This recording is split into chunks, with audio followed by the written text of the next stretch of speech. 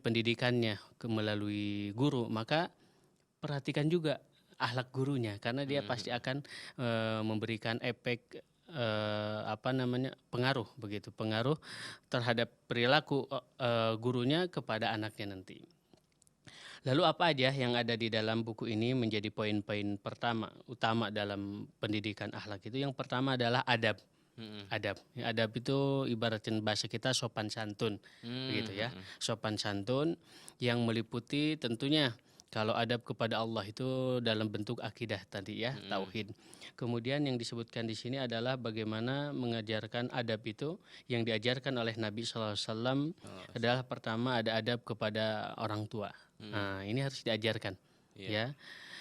Baik kepada orang tua yang mengandungnya, yang melahirkan dan mengasuhnya, kemudian orang yang tua dari anak tadi. Dari segi usia berarti ya. Tingkat usianya.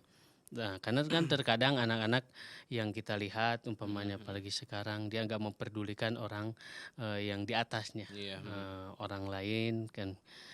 Kemudian dalam segi apa ini adab kepada orang tua? Tentunya pertama kita ajarkan dari aspek berbicara. Jadi berbicara punya adab kepada kedua orang tua. Kan gitu. Makanya dalam Al-Qur'an perkataan gitu ini bahasanya kan. Itu tidak boleh. Kan begitu. Apalagi menentang, memukul, apalagi itu lebih daripada itu. Itu dimulai dari perkataan. Maka ini perkataan jangan sampai menyakiti kata-katanya kepada kedua orang tua. Kemudian juga dalam memandang orang tua. Jangan sampai melotot, kemudian dengan pandangan yang sinis dan tajam, kan begitu.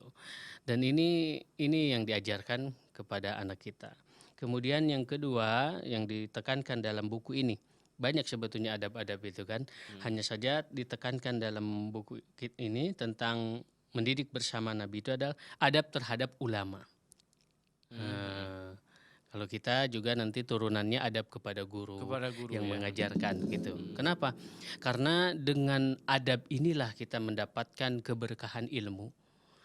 Kemudian dengan adab inilah guru-guru gitu akan mengajarkan kepada kita. Kemudian mendoakan kita.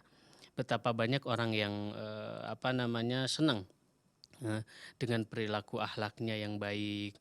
Itu walaupun kecerdasannya di bawah rata-rata, nah, tetapi guru akan senang karena orang ini baik walaupun agak lama untuk kita mengajarkan menghafal untuk belajar sama itu, tapi guru atau kita katakan mereka yang mengajarkan kepada kita itu akan senang, masih tetap senang, bersabar ketimbang walaupun dia cerdas umpamanya di atas rata-rata, tapi kalau bandel dan tidak punya adab, itu biasanya akan respon dari guru umpamanya itu barangkali itu sudah tidak suka, bahkan mungkin hilang dari keberkahannya karena sudah disakiti dengan perilakunya kan itu. Jadi doanya akan menjadi hilang.